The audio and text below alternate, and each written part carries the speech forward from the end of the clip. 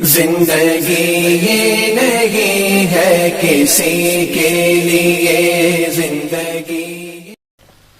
ممبر رسول پر تشریف فرما مشائخ اعظام، علماء ذوی الاحتشام، حاضرین مجلس، السلام علیکم ورحمۃ اللہ تعالی وبرکاتہ۔ احمدک یا اللہ واصلی واسلم علیک یا رسول اللہ، اما بعد فاعوذ باللہ من الشیطان الرجیم، بسم اللہ الرحمن الرحیم۔ ان الذین یؤذون اللہ ورسولہ لعنہم اللہ فی الدنیا والآخرہ وأعد لهم عذابا مہینا۔ آمنت باللہ صدق اللہ العظیم وصدق رسولہ النبی الامین الکریم۔ محبت کے ساتھ نبی آل نبی پر درود و سلام کا ہدیہ بآواز بلند۔ اللہ رب محمد صلی اللہ علیہ وسلم، صلاۃ و سلام علیک یا رسول اللہ صلی اللہ تعالی علیہ وسلم۔ اس بزم سے مقصود ہے اصلاح مفاسد،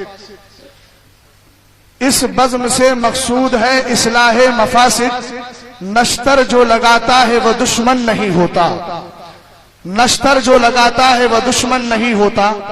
مختصر وقت میں اپنی بات کو آپ تک رکھ کر انشاءاللہ گفتگو کو ختم کر دوں گا۔ آپ نے ابھی ماضی قریب میں مرکزی دارالافتاء کے فتوے کے متعلق بہت سارے شور و شغب اور واویلے کو سنا ہوگا، سوشل میڈیا کے ذریعے لوگوں نے پڑھا بھی ہوگا، مگر آئیے میں بتاؤں جو سرکار تاج شریعت کا موقف ہے وہ موقف اوپر تک جائیں، وہی موقف اعلیٰ حضرت کا ہے، وہی موقف تابعین کا ہے، وہی موقف ائمہ مجتہدین کا ہے۔ تصویر سازی، فوٹو کھینچنا کھچوانا، تصویر سازی یہ پہلے بھی حرام تھی، آج بھی حرام ہے اور قیامت تک یہ حرام ہی رہے گی۔ میں ان کی تائید چاہتا ہوں، اور قرآن کی آیت کریمہ اللہ فرماتا ہے بے شک وہ لوگ جو اللہ اس کے رسول کو ایذا پہنچاتے ہیں، اللہ کی لعنت ہے ان پر دنیا اور آخرت میں۔ وَأَعَدَّ لَهُمْ عَذَابًا مُهِينًا، اللہ نے ان کے لیے دردناک عذاب تیار کر رکھا ہے۔ اٹھائیے ذرا ام المومنین عائشہ صدیقہ رضی اللہ تعالی عنہا کی تفسیر، جس کے راوی حضرت اکرمہ ہے رضی اللہ تعالی عنہ، فرماتے ہیں ایذا دینے والوں سے مراد کون ہے؟ کہا ہم الذین یصنعون الصور، اس سے مراد وہ ہے جو تصویریں کھینچتے ہیں، تصویریں بناتے ہیں، تصویر سازی کیا کرتے ہیں۔ اب آئیے ذرا آگے بڑھتے ہیں۔ آقا کریم علیہ السلام کی بیوی، میری اور آپ کی ماں ام المومنین عائشہ صدیقہ رضی اللہ تعالی عنہا، جن کی حدیث کو امام بخاری نے بھی لیا ہے، امام مسلم نے بھی لیا ہے، مگر الفاظ امام مسلم کے ہیں۔ فرماتی ہے دخل علیہ رسول اللہ صلی اللہ تعالی علیہ وسلم وقد سترت صحبۃ لی بقرام فیہ تماثیل فلما رآہ ہتکہ وتلفن وجہہ وقال یا عائشۃ اشد الناس عذابا عند اللہ تبارک وتعالی یوم القیامۃ الذین یضاہون بخلق اللہ تبارک وتعالی فقطعناہ فجعلنا منہ وسادۃ او وسادتین۔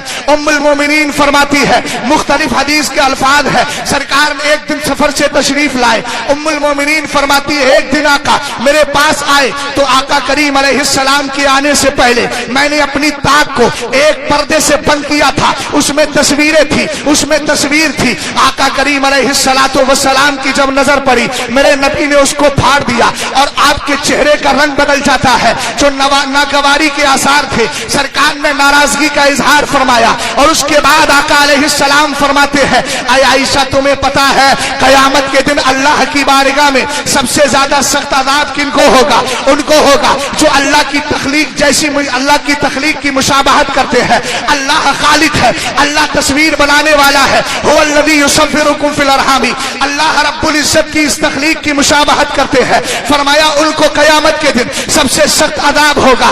آقا کریم علیہ السلام کی بیوی ہماری ماں ام المومنین فرماتی ہے جب میں نے سرکار کی ناراضگی کو دیکھا فقطعناہ، میں نے اس پردے کو کاٹ دیا اور کاٹنے کے بعد اس کے دو تکیے بنا لیے، صورت کو مس کر دیا گیا ہے۔ اب آئیے ذرا آگے بڑھتے ہیں۔ اس طرح کی بہت ساری حدیث ہیں جن سے تصویر کی حرمت ثابت ہوتی ہے۔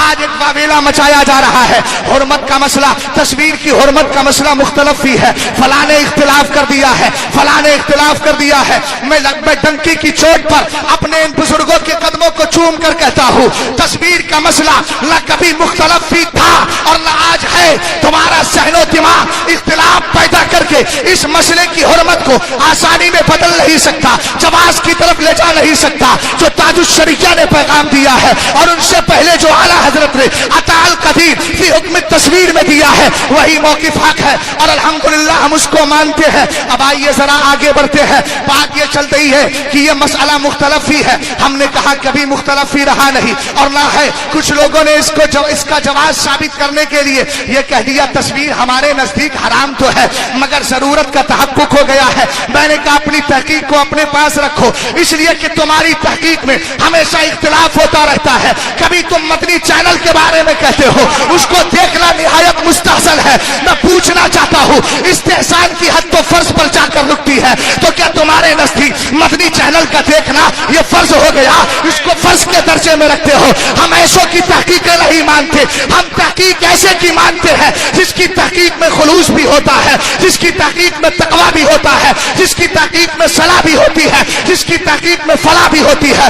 ہم استاد الشریعہ کی تحقیق کو سامنے رکھ کے آگے چل رہے ہیں۔ جو مرتبہ امام اعظم ہے وہ امام اعظم جس کا عالم یہ تھا جب کوئی مسئلہ حل نہیں ہوتا تھا 40 بار قرآن پاک کے ختمات کرنے کے بعد جب مسئلہ لے کر بیٹھتے تھے اللہ تعالیٰ مسئلے کا حل فرما دیا کرتا تھا۔ نعرہ تکبیر، نعرہ رسالت۔ توجہ فرمائیے، میں دو استدلال کی بات کرتا ہوں۔ دوسرا استدلال یہ کیا گیا جو کل تک ٹی وی اور مووی کے بارے میں کہتے تھے جھوٹ کے خلاف جنگ جاری رہے گی، غیبت کے خلاف جنگ جاری رہے گی، ٹی وی کے خلاف جنگ جاری رہے گی، مووی کے خلاف جنگ جاری رہے گی۔ میں نے کہا بھیا کبھی یہ بھی تو کہہ دو دیوبندیوں کے خلاف جنگ جاری رہے گی، کبھی یہ بھی تو کہہ دو بدعقیدہ لوگوں کے خلاف جنگ جاری رہے گی، کبھی چینلوں پر بیٹھ کر یہ بھی کہہ دو اشرف علی کے خلاف جنگ جاری رہے گی، اسماعیل کے خلاف جنگ جاری رہے گی۔ یہ کب بولو گے؟ یہ مصلحتیں اور حکمتیں مت نکالو۔ اگر تمہارے یہاں نام لینا عیب ہے تو بتاؤ اعلیٰ حضرت نے 250 کتابیں بد مذہبہ میں لکھی ہے اور نام لے لے کر کے رد کیا ہے، تو تمہاری مصلحت صحیح ہے یا اعلیٰ حضرت کی مصلحت صحیح ہے؟ توجہ فرمائیے گا، آگے دیکھیں۔ استدلال کیا، کتاب کا نام ہے ٹی وی مووی۔ کل تک جو گھروں سے ٹی ویاں نکالتے تھے آج وہ کہہ رہے ہیں 99 بدقسمتی سے 99% لوگ ٹی وی میں مبتلا ہیں۔ یہ ان کے جملے ہیں اور یہ استدلال دیکھیے کتنا مضبوط ہے۔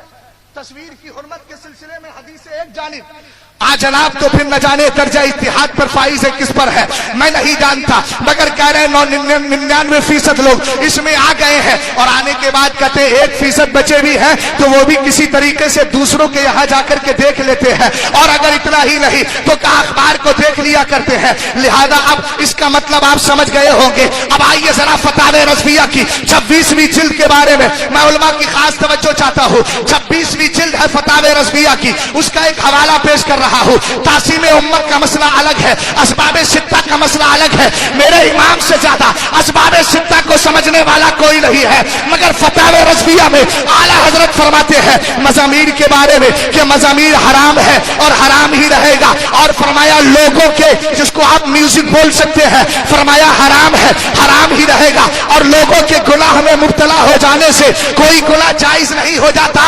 یہ اعلیٰ حضرت کے جملے ہیں۔ فرمایا ان کے مبتلا ہونے سے کوئی گناہ جائز نہیں ہو جاتا کہ اگر گناہ کو جائز قرار دے دو گے تو پھر شریعت کو جاہل اور فاسقوں کے ہاتھ میں منسوخ کر دینا لازم آئے گا۔ ہمیں ایسے جاہلوں کی تحقیق نہیں چاہیے۔ اور آگے بڑھو۔ ہاں ایک نسبت کی بات آتی ہے، ہاں بہت پہلے اختلاف چلا تھا، میں اس کی تفصیل میں نہیں جانا چاہتا۔ میں نسبتوں کا احترام کرتا ہوں، ان کی نسبت ہمارے سلاخوں پر ہے، اس لیے کہ نسبتوں سے پیار کرنے کا مزاج بھی بریلی شریف نے ہمیں دیا ہے۔ تیری نسل پاک میں ہے بچہ بچہ نور کا، تو ہے عین نور، تیرا سب گھرانہ ना नूर का। मगर याद रखिएगा हजरत इमाम औज़ाई और इमाम आजम का मुनाजरा हो रहा है, गुफ्तगू हो रही है, मक्का शरीफ में दोनों जमा है। एक कहते हैं रफ़े यदैन क्यों नहीं करता, दूसरे कहते हैं आप क्यों करते हैं। इमाम औज़ाई ने कहा हदीस है, हदीस की सनद बयान की, हमसे हदीस बयान की ज़ुहरी ने, वो रिवायत करते हैं सालिम से, वो रिवायत करते हैं अब्दुल्ला इब्ने उमर से। इमाम आजम ने कहा मेरे नजदीक कोई हदीस सही है ही नहीं, तो रफ़े यदैन करूं कैसे। जरा पॉइंट पर आ रहा हूं, आम दम बरसरे मतलब पर आप जरा खास तौर से तवज्जो दीजिएगा। इमाम आजम भी अब सनद पेश कर रहे हैं, फरमाया हमारे नजदीक रफ़े यदैन ना करने पर दलील है। कहा मुझसे हदीस बयान की हजरत हम्माद ने, वो रिवायत करते हजरत इब्राहिम नखई से, वो रिवायत करते अलकमा अस्वद से, वो रिवायत करते अब्दुल्ला इब्ने मसूद से। अब यहां तक बात हो गई, इमाम औज़ाई जलाल में आए, कहा देखो मैं तुम्हारे सामने ज़ुहरी की, अब्दुल्ला इब्ने उमर और सालिम की रिवायत सनद पेश कर रहा हूं और तुम उनकी बात करते हो। तो इमाम आजम ने जवाब का दिया था निस्बतें हमारे सर का ताज है। अरे हम मस्जिदों में अपने पैर की चप्पल लेकर इसलिए नहीं जाते, उसको अल्लाह के घर से निस्बत हो गई है। हम सादात से इसलिए भी प्यार करते हैं और इसीलिए प्यार करते हैं कि उनको निस्बत मेरे मुस्तफा के दर से है, हमें निस्बतों का एहतराम है। मगर आइए इमाम आजम ने क्या कहा, आपने फरमाया हजरत हम्माद जो है आपके इस इमाम ज़ुहरी से बड़े फकीह है, हजरत इब्राहिम जो है हजरत सालिम से बड़े फकीह है, हजरत अलकमा और अस्वद जो है ये हजरत अब्दुल्ला इब्ने उमर से बड़े फकीह है। फरमाया लैसा बिदून इब्ने उमर फी, फरमाया फिक्र के मामले में उनसे कम नहीं है। ये कहा आपने आगे बढ़कर ये भी कहा ये अलग बात है कि वो सहाबी रसूल है, उनकी निस्बतों का एहतराम है, मगर जहां फिक्र की बात आएगी और कहा अब्दुल्ला हुआ अब्दुल्ला, अब्दुल्ला तो अब्दुल्ला है, उनका आलम यह है कि ना उनकी तरह अब्दुल्ला इब्ने उमर, अब्दुल्ला इब्ने मसूद की तरह न फिक्र में है, न किरात में है, न दीगर चीजों में है। और सोहबत का आलम यह है कि बचपन से शहादत सहाबियत रसूल उनको हासिल है। बात मुकम्मल हो गई। इस मुनाजरे में हमें एक जहन दिया है कि तहकीक अपनी जगह होती है, निस्बत अपनी जगह होती है। अब आइए जरा मैं आपसे अर्ज करता चलूं, सरकार ताजुश शरिया ने, जिन लोगों ने यह कयास किया था कि आईने पर कयास करो, पानी पर कयास करो, सरकार ताजुश शरिया ने सवालात कायम किए हैं। उन सवालात में सिर्फ 3 सवाल मैं आपके सामने रखता हूं, बात समझ में आ जाएगी। सरकार ताजुश शरिया कहते हैं कि जो इसको अक्से आईना पर कयास करते हैं, मैं उनसे पूछना चाहता हूं, एक आदमी नमाज पढ़ने के लिए खड़ा हुआ, उसके पीछे नमाज पढ़ने वाले के पीछे दीवार में तस्वीर लगी है, अब उस तस्वीर पे पर्दा भी नहीं है और नमाज पढ़ने वाले के सामने शीशा लगा है, आईना लगा है, ये पीछे की तस्वीर शीशे में छप रही है, नजर आ रही है। अब बताइए नमाज पढ़ने वाली की नमाज मकरूह तहरीमी होगी कि नहीं? समझे मेरी बात को आप? बताइए, पीछे लगी है मगर सामने नजर आ रही है, तो हो गई सामने।